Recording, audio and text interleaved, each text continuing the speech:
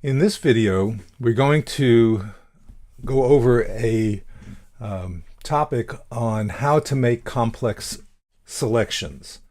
Now, most people are pretty familiar with things in Lightroom. The difference between Lightroom and Photoshop is that it's really difficult to make complex selections for Lightroom, and you have to bring the image into Photoshop to get a accurate selection. Why do you need an accurate selection? Well, it's because you need to be able to do specific changes to only certain parts of an image. Now, here's a picture that I took early in the morning in San Diego. This is the Scripps Pier, and I wanted to have the color both in the sea and in the sky. It was just really very pretty, but that underexposed the pier itself, and I really wanted to have some more detail in that. So, if we went into in Lightroom and we increase the shadows, let's see what happens. Well, you get more detail here, but you're starting to also lose some of the detail in the darkness of the waves, and you're also losing some of the color in the sky. So that's not what I want to do. There really is no way well, you can use the brush, but it would be difficult to make these, especially when you're looking at these very thin lines up there. So what can we do? So let's put this back to the baseline, and let's open this image in Adobe Photoshop. And even in Photoshop, trying to get a good selection is sometimes difficult, because the typical tools that one uses in making a selection are things like the lasso tool or the quick selection tool, or you can switch to the magic wand tool.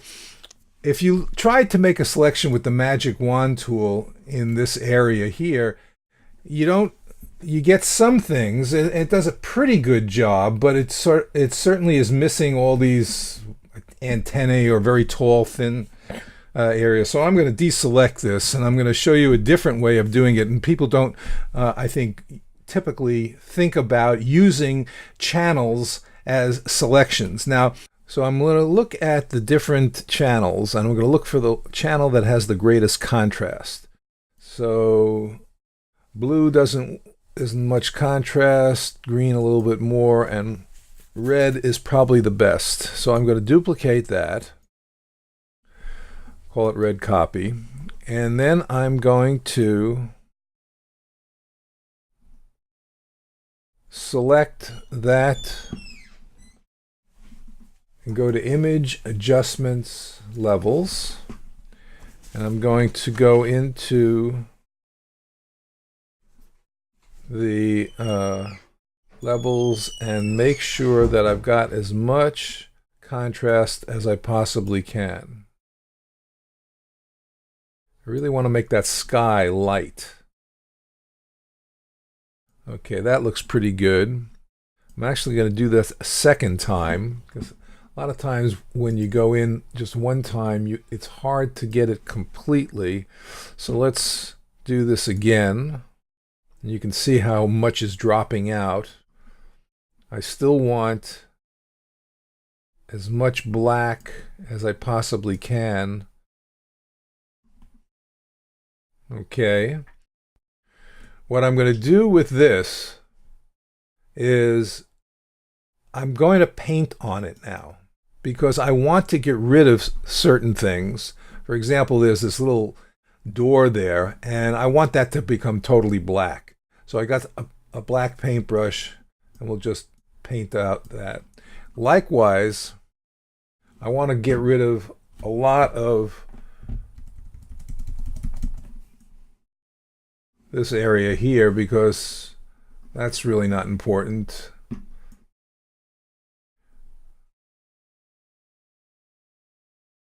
Now, I can take once again and go to my levels.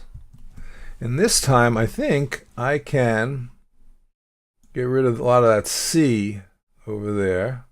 As you can see, what's happening is what I'm, again, trying to do as much as possible is by approximation, I want to keep as much black, as much contrast. I don't want to lose anything up here. Okay.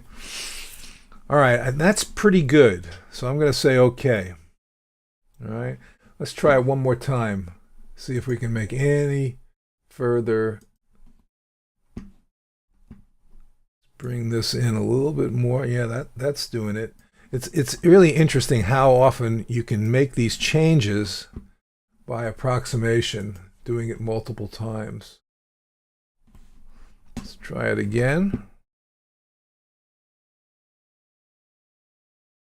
Let's try it with contrast. Bring that in. That's pretty good. Oh, wait a minute. I don't want to lose that. Okay, I think that's good. All right, so now what I want to make sure is, remember, white. If I do this as a mask or a selection, the white is going to be selected. So I need to invert this. So Command I, all right? And now I'll do a Command click, and you see that I've got the selection there. And now I'm going to go back to the RGB mode, and I'm going to do Layer, New, Layer by Copy. All right? And so what we have here is just the pier. Now, all this work was so that I could now put an adjustment layer on top of that. Let's first do a levels adjustment, and I'm going to clip it so that it only affects this level here, and I'm going to lighten it a bit. And I'm going to increase the contrast a little bit. And what I'm basically just trying to bring out some of those details here. Now, you can see that there's this area down here that has sort of changed color, but I can easily take care of that by using the mask and just taking that out. So it remains back at the... Now, one other thing that I could do with this is that it has sort of a bluish cast to it. So I could take the same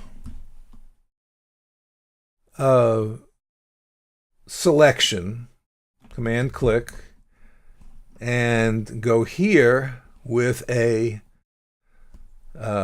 hue saturation. All right. Again, you can see it's only going to affect the pier, and I can reduce the saturation so that it sort of doesn't have that bluish cast anymore.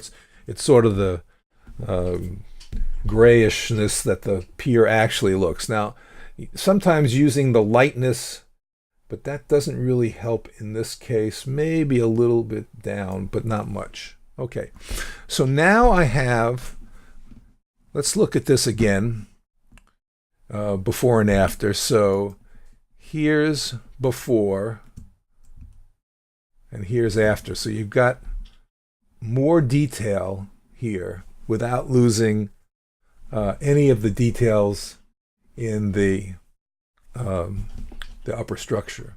Now, I don't think I'm finished with this. I would like to make one more adjustment, and overall I want to make this a little bit lighter. So I'm going to first click on this mask, Command click. So I've selected this.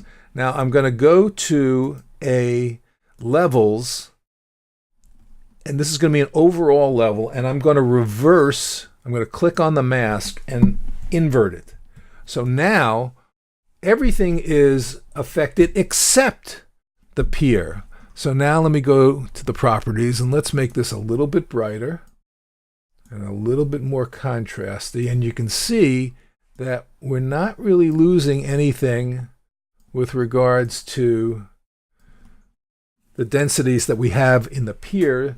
It just made the sky and sea a little bit more obvious. Now, again, I'm going to do the same thing. I'm going to go back to my hue saturation. I'm going to command click on that mask. Remember, now it's everything but the, and I'm going to do a hue saturation.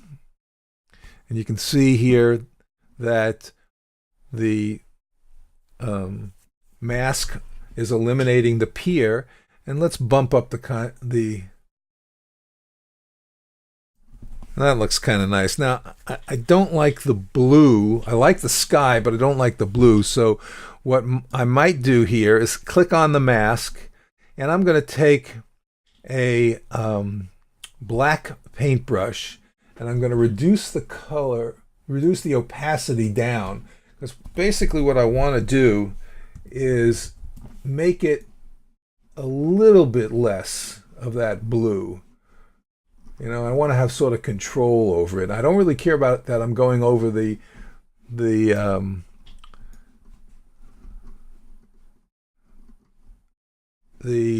pier, because that wasn't included anyway.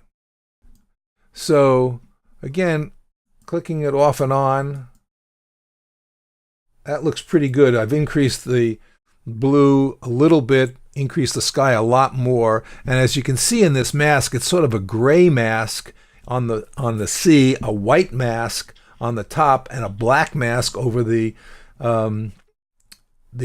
pier. And gray lets through the effect partially, white lets through the effect completely, and black blocks it. Okay, so again, let's go back, beginning, end, and I think that that's a pretty successful post-processing effort for this image. Not a great image, but this was designed to show you how you can make a very complex selection without really spending a whole lot of time with the pen tool or the magic wand and going back and forth and painting. It's understanding what masks are, using the channels and manipulating those channels. Hope this will be helpful to you. Thanks.